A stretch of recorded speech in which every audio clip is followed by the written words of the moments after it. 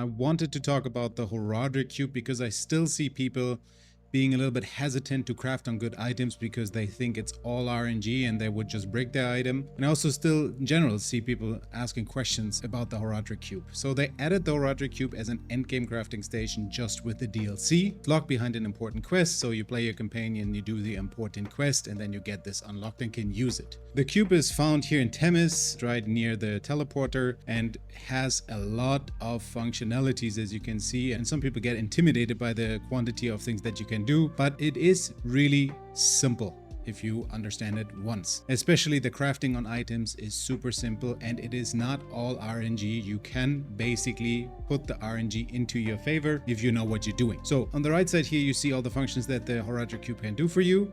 The main thing here, or the first thing here, is the gear modifications. We will go through all this. Then you have item transmutations, very important. You can do a lot of good stuff with that. And then in the bottom you have the rune crafting, because everybody knows we need these legendary runes to craft our mythics if we do not want to give our hands in full RNG and just boss farm. And this one item is simply not dropping, so you can also influence your luck here by crafting it then at the jeweler. So now let's talk about the gear modification. For the gear modification, you have basically 5 different functions that you can use in the cube. You have the add affix, you have the chaotic reroll, focus reroll, remove affix, and transfigure item. So add affix is obviously clear, it's self-explanatory. The only thing that you need to keep in mind, your item has to have a slot free to put an affix onto it. So it adds an additional affix without tuning prisms, for example. We see here on the bottom right, without a tuning prism, this is also completely RNG, but you can add tuning prisms that are basically influencing what type of affix you get onto your item. It can be an offensive, can be defensive affix, it can be a resistance affix, resource mobility, etc. All these things can be influenced, and this is also where you basically influence your RNG to your favor. You find them under consumables. These are all the tuning prisms that you have. The Culean one is a specific one for transfiguring items. I will go into this as well. We have the entropic tuning prism. This is also for transfiguring. And then we have the ones that are now important for us for the add affix. We have the offensive tuning prism. We have resource. We have defense. Then we have skill and core stats, and also a tuning prism with a chromatic one that can influence resistances. Now, I found an item on my paladin and then unlocked to my sword because I have more mats here, so I can also show it to you. For this pants, I would like to craft armor onto it, change the resistance, keep the strength preferably, and best case, of course, not lose the maximum life that I would like to keep. So in order to do so, we have now several options. You can see add affix is not available to me because all the affixes are full. So we have to remove one of the affixes to now try our luck and see if we can get a good armor roll onto this. I can first remove the shadow resistance and then put another defense affix on top of it, which has the chance to get the armor onto it. Or I could also, in this case, lock the maximum life with Enchanting. I choose the maximum life because I don't want this to change at all when I reroll the affix. I pay the money plus the Forgotten Souls. I accept that it will be bound to my account, and then I say no change, so I don't get the material back. But now, with this being done, our greater affix of maximum life is locked. It will not be changed no matter what we're doing now. We put the item back in and can start crafting. Now, the first thing that I would like to do is I would like to remove the dodge chance. For this, I go on to remove affix. I choose a protector's tuning prism that is used to target defensive affixes during the transmutations in the Horadric cube. So add this to this. So now it will only affect the defensive affixes on the item. So we click on transmute, or we hold F, as you can see, to make this transmutation. And there you see, now it took the resistance. And so resistance also has a double category. It's either a defensive one or it is a single resistance affix. So it falls into both categories, of course, a resistance, but also a defensive one. So it took away the resistance from us. Now I still want that dodge chance to go away. So we click transmute, dodge chance is gone, our item becomes magic, and now we can craft on this. For the strength, by the way, it is the same way. It also has 2 categories. It is an offensive affix, but also a core stat affix. So if I would now simply want to target the strength on an item where, for example, craft offensive affixes onto it, and I would just like to target the strength, what I could do, I remove my protector's tuning prism and then put the adept tuning prism into it. remove that, and then the strength would disappear, nothing else. And then I could go on, for example, putting another offensive affix onto it that is not strength, I don't know, crit or vulnerable damage or anything like that, instead of just having strength on it. But for this case, we want to have a defensive item, so we're looking for armor, we look for resistance, and I would like to keep the strength because with 120 I'm happy, and we just add resistance and armor in this case. So in order to add armor now, I put the Protector's Tuning Prism in, I go on add affix. As you can see now, we have received cold resistance. If I want to remove the cold resistance now, in this case, I just press remove because we have only maximum life that is locked, and the cold resistance, which also falls under defense and resistances. But I could also, just to show it once, I could also just say I want to remove a single resistance. And if we would have, for example, now armor on top of it, you know what, let's quickly do this. We put just another defensive affix.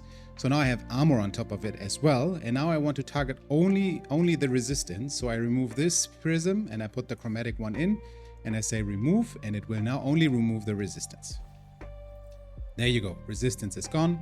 I could now add another defensive affix, and here I get the life regeneration. Now, what I did now is obviously not optimal because I said in the beginning, I would like to have a resistance and I would like to have armor on it. If I now remove an affix, I have a high risk to lose the armor. Now the roll is rather low. I'm okay with losing the armor, but this could also mean I have to remove 2 affixes if I'm unlucky on the roll now. I re-roll or I remove an affix. I was lucky, I kept the armor, and I can now say, okay, let's focus re-roll on the armor only.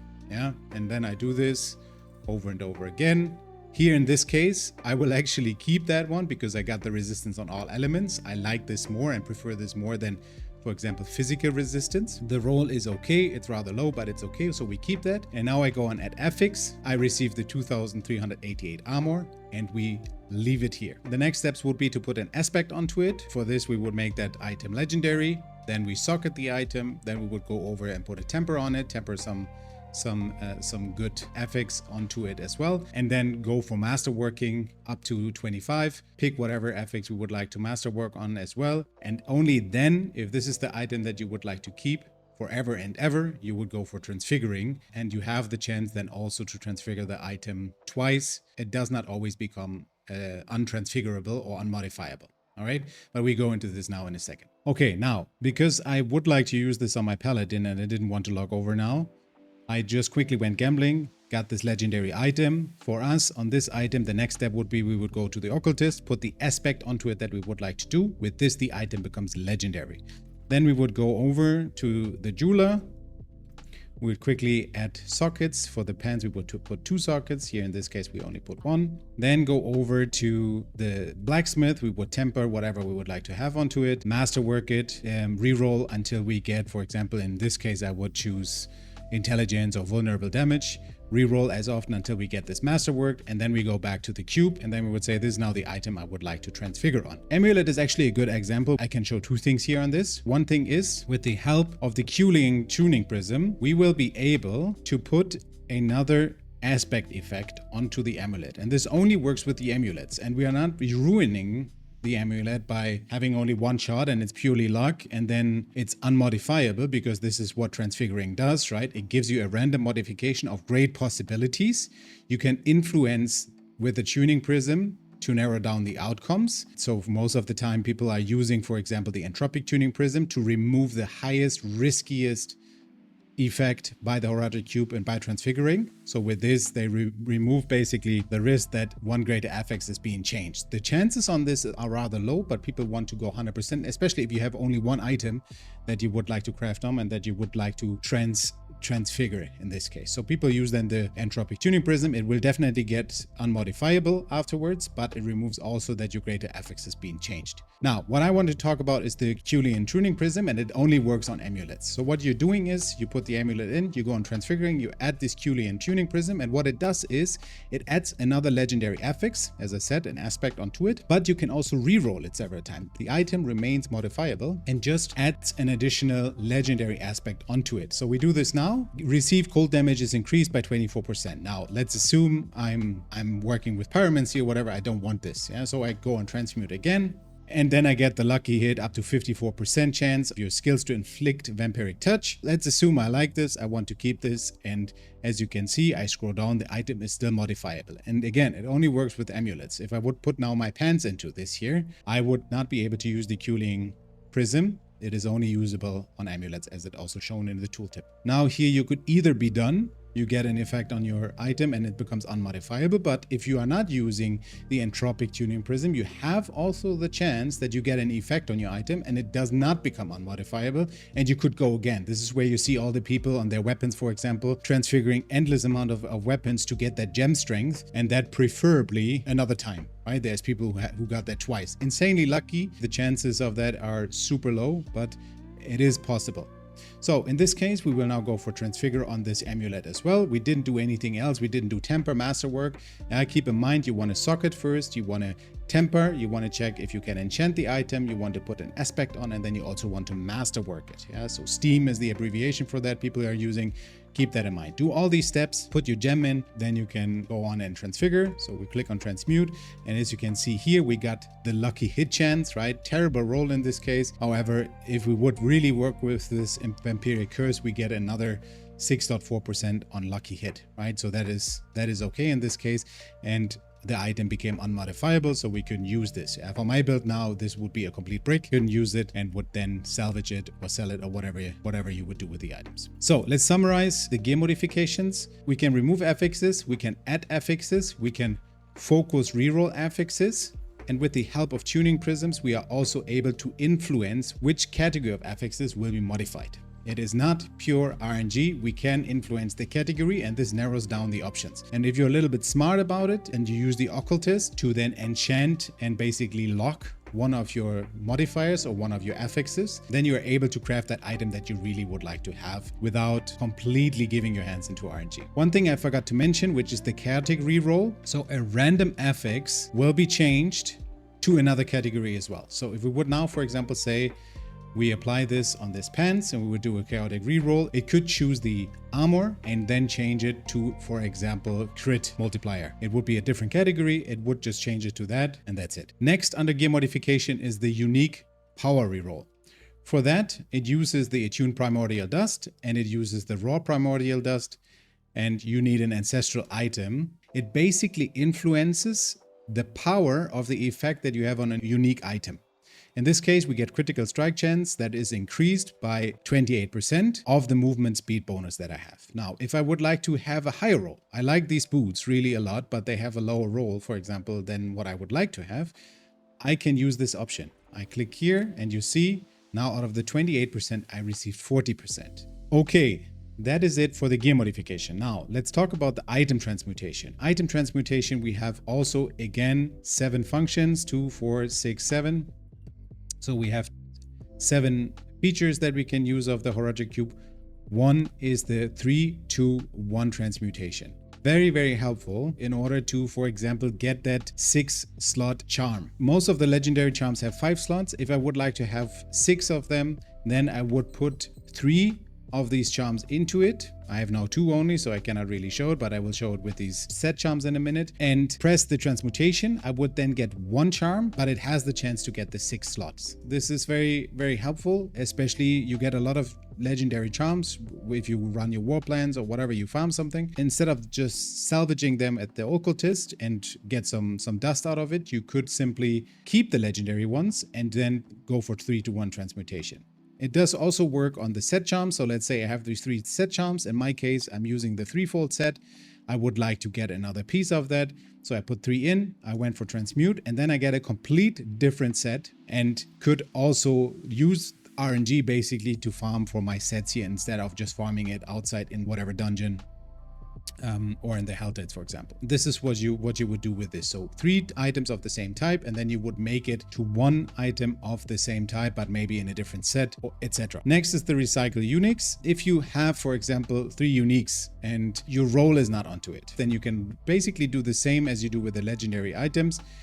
You would put them in here, and then it would make 1 unique with a different roll. So you could basically again use RNG in order to get a better roll on this. So next is the upgrade to unique. Why would we want to do this? So the unique items obviously cannot be changed in terms of affixes in the Horadric cube. They can only be transfigured, they can be tempered, socketed, masterworked, etc. But they are otherwise fixed in their power, etc. So we would use this in order to get additional chances to farm for that one item that we really like to have. So for example here, the Fractured Winterglass is an item that I would like to use in a good roll, obviously. So I go and farm Astaroth. This is a very long process. I have to go through the escalation dungeons and then end up Astaroth and then hope for RNG that the right roll drops for me, right? I would like to have, for example, more shock skills here, a little bit more crit damage multiplier if possible, etc. And of course, an ancestral item would also be nice in this case. So in order to do this, I have two options. I either go for farming Astaroth, but I could also just get a common item and then upgrade it to unique. And it would make a unique out of it of the same type relevant for your class.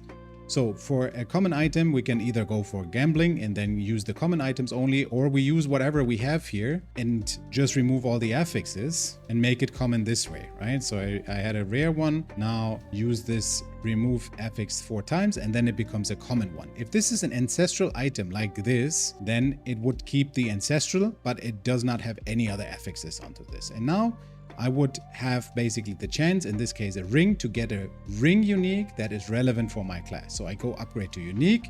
You will use the Primordial Dust, the enhanced one, and then transmute it. And here I have the Tarasha's Iridescent Loop that I received. So I'm not using this obviously as an item, but it gives me the chance, if I would have an amulet, a common amulet for example, to get then the Fractured Winterglass. The only thing important here is if you're fishing for an ancestral one, put an ancestral common item into this. And that's the whole magic for it. So it's definitely a use case that you could go for just to double your chances of getting that one item that you farm the boss for. Next one is the upgrade to legendary. So what does the upgrade to legendary do for us? Upgrade to legendary is extremely important if we are having a new character and we do not have all the aspects collected yet in our codex. Then we can just go here, put a rare item into it, use pure primordial dust, which we only use for this function of the Horadric cube. Get that legendary item. We have the frost skills, deal 71% with the off-cold judgment aspect. And we can then go ahead and salvage this item and then would get that into our aspect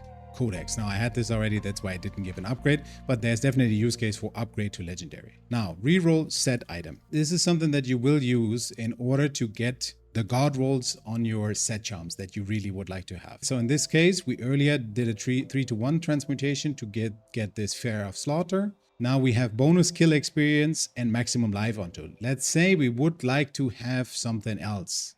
In my case, I would fish for shock skills, mastery skills potentially, but preferably shock skills. And then I can just simply re-roll the set charm. It remains the same type of set, but it changes the charm itself. So in this case, we have a fur, we have a chance to get a Beru, we have a chance to get a Foba with this. So keep that in mind. If you do this reroll set charm, you will get a different type. So Foba of Slaughter now, but it remains in the Slaughter set, right? In this case, we got 14% movement speed. And then you just re-roll and re-roll and re-roll until you get something that you feel okay with. You also don't need to go down here and click transmute all the time. You just can keep it on the item and just hold F. And I am also sure on console they have a button for that as well. So let's do it one more time. In this case, let's say shadow resistance and physical damage is what I would like to keep after the lucky hit, right? So then I can put this in, and keep in mind, you can only wear one set item on your character and you cannot have two of the same type, right? So the Foba would then replace the Foba and so on. So there's a little bit RNG in this as well, basically for the rolls that you get, but also for the type of charm that you have that you do not have it already equipped. Good, then we have two left. One is the craft unique charm. For that one, we will need ancestral item. So let's say we go for the Crown of Lucian, for example. Now, for unique charm, many uniques, not all of them, many uniques you can put into the charm version of that specific item. So look at my talismans here. I have the Endurant Faith, and I didn't get that dropped. I basically found the gloves, I think it is, and then put 3 random unique charms into it, used the craft unique charm, and then got that charm for myself. Now, this is an ancestral charm. To reach that, you would need to have this ancestral item, which is anyway required for the craft material, and then 3 unique ancestral charms to keep that ancestral version of that item. If you put normal charms into it, you will not get it as an ancestral charm. So please keep that in mind. I don't have any 3 versions now of an ancestral charm that I would like to use for this. So we will have a non-ancestral version of the item later on. But you could pick any unique charm. It also doesn't need to be the same. Yen's Blessing just happens to be the one that I have the most. So I just picked this. And then you click on Craft Charm. I get the non-ancestral version out of it now. And I got the Crown of Lucian now as a charm. And I can use it here if I really would like to use the power of the unique item for that, right? So this way you have an option not to farm for that charm, go for the Undercity or go for bosses or whatever, but you can basically look also for the item and then transfer it into your charm version of it if you farm for that. And then we have the last one, probably the one that I use the most, is the Amalgamation, which is basically you transfer 5 of whatever type of item and upgrade it to the next level. In this case, for example, I use this on runes. In order to craft that mythic item, Eye of Petition, you need 6 of a legendary rune, you need 6 of the rare runes, and then also 6 of a magic rune. And in order to get that legendary rune, I think it was a Ya rune that you require, I did this a lot. So what I did is I put then whatever rare rune that I had, minimum 5 is the quantity that you need, used the Amalgamation, clicked on Transmute, then I received a random legendary rune. This is important, it's a random one. You cannot basically directly fish for a Ya rune or Igni or whatever. I could repeat this now for the next legendary, but I think you got the understanding of this. Same works with the same works with the magic rune.